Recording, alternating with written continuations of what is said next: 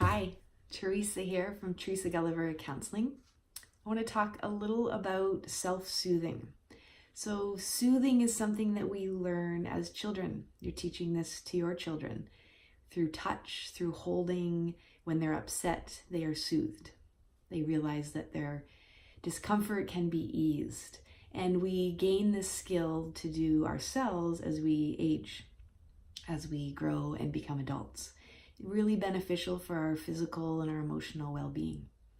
And this has come up a lot lately with clients of how to remember to self-soothe as an adult. Sometimes we're in a very heightened state. We're on high alert when we don't necessarily need to be. So the amygdala part of our brain, that flight, fright, freeze part that is very necessary for our survival, can be turned on when it doesn't necessarily need to be.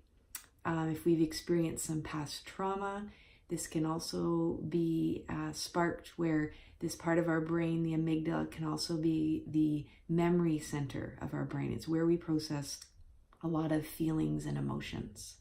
So when there is no current danger, but we're in this state, we have to learn how to comfort and soothe ourselves. Because being overreactive, very sensitive, and in this heightened state can be really exhausting and unpleasant. So we want to learn how to self-soothe. We want to think about some of the techniques and ways when we're not in that state so we have resources to draw on. Creating sensations that say that there is no danger can really help calm us so that the front brain can get back to thinking and planning and being really helpful and logical.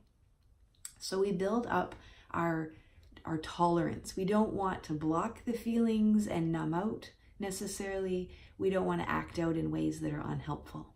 So how do you self-soothe? What are ways that you find calm and peace inside of yourself on an internal level? Well, a lot of it can relate to the level of the sensations that we have. So thinking of our senses. If we're in the heightened state, sometimes to be very physical can be helpful, to run, to move the body, to exert ourselves. If it's more of a sadness or a hurt feeling, then we may want to have some warm tea, have some quiet. Petting an animal, if you like animals, can be very soothing.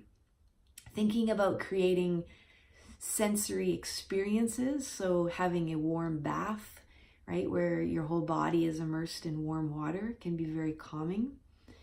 Having a meal planned for yourself that you love, something that tastes good, is very satisfying. Being outside can be very grounding and soothing. Doing things like organizing something, even a drawer or a closet. Maybe your whole home doesn't feel organized, but just a little something can help us to detach a bit from the feeling and feel more that we have some control over our experience of what's occurring. And breath. I cannot have this conversation without the reminder of breath in the moment, a full, slower, more relaxed breath. So in that moment of heightened state, we have to remind ourselves how to shift to something different. And breath can be very helpful for that transition. So again, helpful to think beforehand of what of some of your soothing techniques, so you can draw on them in the times when you need to, when you're in the heightened state. What is available for you to make a shift and have a different experience, because you are capable. I know that. I believe in you. I believe in you and your ability to thrive. So thank you. Until next time.